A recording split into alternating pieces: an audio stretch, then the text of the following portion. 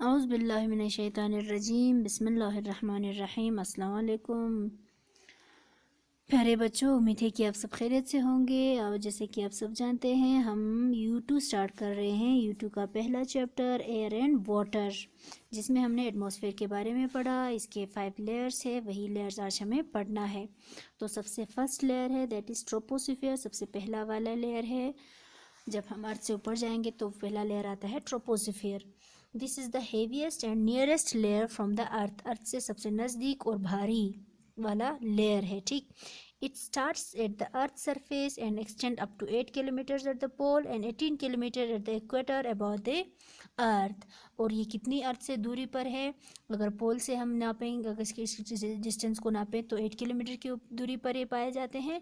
और अगर इक्वेटर से हम इसको नापें तो 18 किलोमीटर की दूरी पर पाए जाते हैं ये ट्रोपोस्फियर वाला layer. It contains water vapour, ठीक है, इसमें वाटर वेपर प्रेजेंट होते हैं। As you climb higher in this layer, इस लेयर में जब आप ऊपर चलते जाएंगे the temperature drop drastically, temperature जो है वो गिरता जाता है। ठीक है, वो चेंज होता है, बिल्कुल नीचे चला जाता है। It is also called the weather layer, troposphere को वेदर लेयर भी कहते हैं। वेदर लेयर, वेदर से जब मौसम, जब मौसम चेंज होता है, हमारे मौसम चेंज होता है, क्लाउडी, ठीक है, वो सारे चेंजेस वो यहीं पे होते हैं, इसी ट्रोपोस्फियर में। As most of the weather change occur in this layer, इसी वेदर का चेंज जो है वो इसी लेयर में होते हैं। ठीक है, इसीलिए इसको हम क्या कहते हैं? ट्रोपोस्फियर कहते हैं।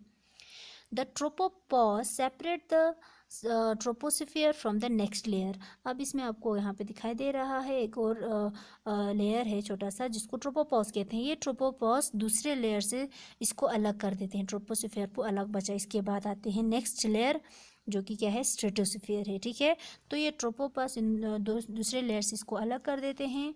Tropopause is the boundary zone है। ठीक है, एक बाउंड्री है between the troposphere and the stratosphere. Stratosphere आएगा ना, यहाँ पे स्ट्रेटोस्फियर है, यहाँ नीचे ट्रोपोस्फियर था।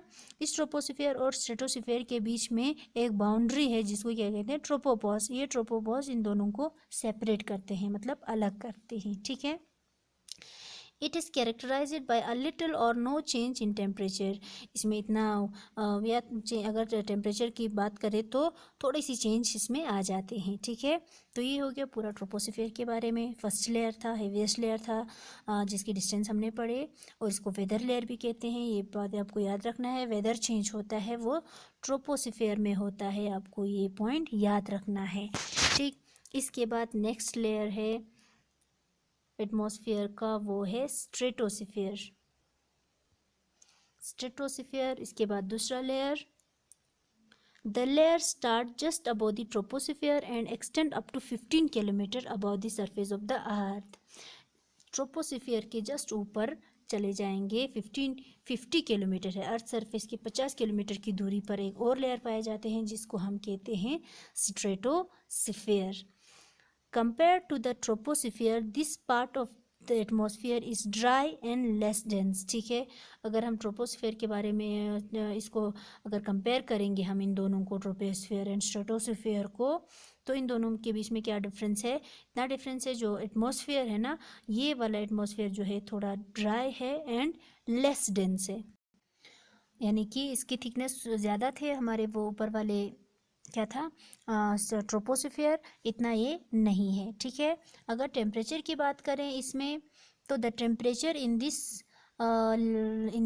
Increases gradually -3 degree centigrade. अगर इसमें टेम्परेचर की हम बात करें स्ट्रेटोस्फियर में, तो इसमें टेम्परेचर इतना कम होता है -3 डिग्री तक। ठीक है, और this layer is very important for us because it has a very important gas called ozone. ठीक है, ये वाला लेयर जो स्ट्रेटोस्फियर है, ये हमारे लिए बहुत इंपॉर्टेंट लेयर है, क्योंकि इसमें एक इंपॉर्टेंट गैस पाए जाते हैं, जो कि बहुत ज़रूरी है हमारे लिए।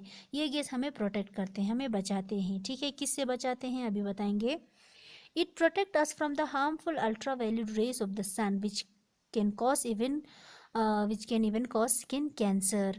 हमें किससे बचाते हैं? स्किन कैंसर होने से बचाते हैं। ठीक है, कौन? ओजोन, क्योंकि सन रेज में कुछ ऐसे जहरीली गैस रेस होते हैं जो हमारे लिए बिल्कुल बहुत नुकसानदेह होते हैं, जिससे हमें स्किन कैंसर हो जाते हैं। तो इस रेस को, उस सन की किरणों को ये ओजोन रोक देते हैं और अर्थ पे आने नहीं देते हैं, इसलिए ये स्ट्रेटोस्फियर हमारे लिए इम्पोर्टेंट है। आई होप आपको समझ आया होगा। स्ट्रेटोस्फीयर जो है ट्रोपोस्फीयर के ऊपर एक और लेयर है जिसको स्ट्रेटोस्फीयर कहते हैं। ये 50 किलोमीटर्स की दूरी पर पाए जाते हैं, ठीक है। और ये वाला स्ट्रेटोस्फीयर जो है वो ड्राई एंड लेस डेंस है। टेम्परेचर -3 डिग्री सेंटीग्रेड होता है। और ये लेयर जो है हमारे लिए इम्पोर्टेंट है, हमने कहा, क्योंकि इसमें एक गैस पाए जाते हैं ओजोन के नाम से, ओजोन लेयर हम इसको कहते हैं, ठीक है।